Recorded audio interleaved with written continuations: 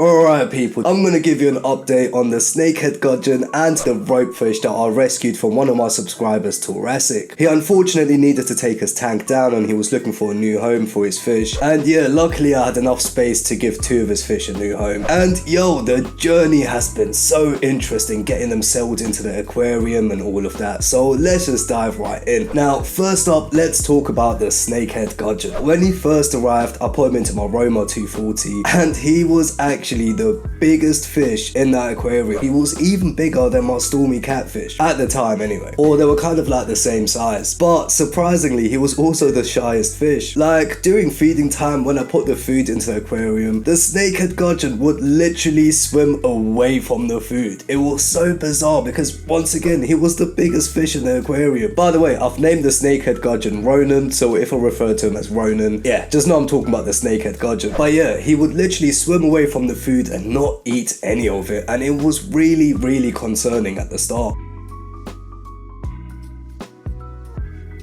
Now, it took a little bit of experimenting. I mean, I say a little bit. It took a lot of experimenting. I messaged Taurassic to find out what he was feeding a Snakehead Gudgeon, and it turns out he would feed the bug bites, the cichlid, salmon pellets or something like that. So of course I went and got some of those. But of course I also tried out some bloodworms and shrimps and everything in between. And yeah, for the first few days, Ronan was not going for anything at all. He was just so shy and constantly just hid away in the plants.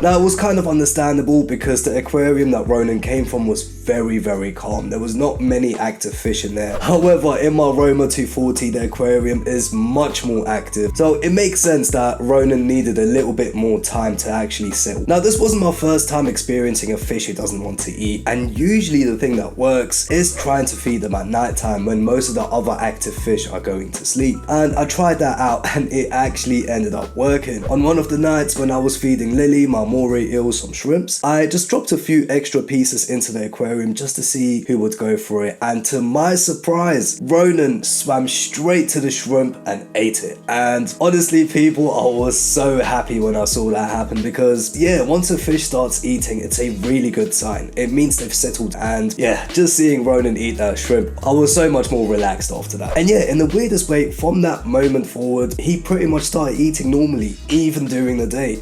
Like when I put in flake food or the cichlid pellets or whatever I put in now, he just goes for it. But it was definitely a slow process. Like at first he would only eat a few pits here and there, but now it's gone to a point where he's right up there with all the other active fish and they just eat the food, and it's just amazing to see. So yeah, in this case it looks like all we needed was a little bit of time for the Snakehead Gudgeon to settle in. But yeah, anyway, the Snakehead Gudgeon has been eating for quite a while now and he's looking nice and healthy and he's very active, and he has definitely come out of his shell and showing his natural behavior. But in the weirdest way, he still has a bit of a shy side, which is so funny because he is still one of the biggest fish in the aquarium. I mean, my stormy catfish is slowly getting, I don't know, my stormy catfish might actually be bigger now, but still, even with that, the Snakehead Gudgeon is still the second biggest fish, and seeing how shy he gets sometimes is just so bizarre to see. But it's also kind of funny because you really get this vibe that the Snakehead Gudgeon is so laid back and chilled and he just doesn't bother any of the tank mates. Because I'll be real, when I first added the Snakehead Gudgeon, I was a little bit concerned about will he potentially attack some tank mates and that. But yeah, honestly, he is the most laid back and chilled fish in that aquarium. It's definitely one of my favorites, man.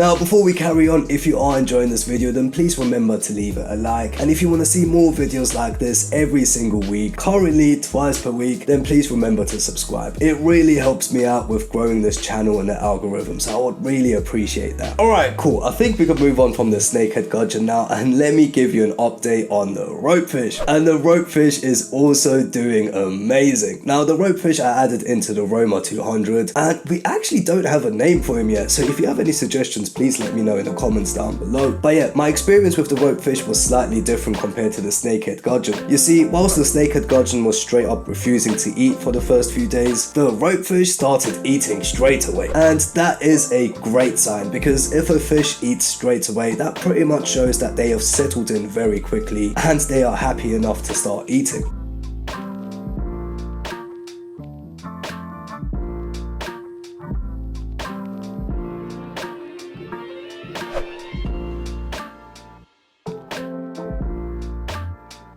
But yeah, even though the Ropefish started eating straight away, there was still some drama in that aquarium. You see, my old Ropefish Nagini and this new Ropefish, they didn't really hit it off straight away. There was actually a bit of rivalry and tension from the start, which I'm not gonna lie, had me a little bit worried. There was definitely some chasing about and even a little nibbles here and there, especially during feeding. Which is weird because Ropefish are usually social fish and they do like to be in groups. But when it comes to feeding and that, and food and everything, they do have a pecking order, and it looked like that these two were just trying to figure out who was on top, which by the way, it was Nagini, my old Ropefish. Now I'll be honest, I was quite worried, especially one time because I literally saw Nagini bite the other one's tail, and I just thought, oh, please don't. I pretty much started doing some research immediately online, and it turns out that a few other people had similar problems, and they said it just went away after time. It was, like I mentioned, something to do with territorial and pecking order with food and that. But because this fish technically isn't my fish, it was Taurasic's fish, I was really worried because I had that extra layer of trying to make sure that this fish does alright. But in the weirdest way, they actually work things out and they get along great now. It is so weird.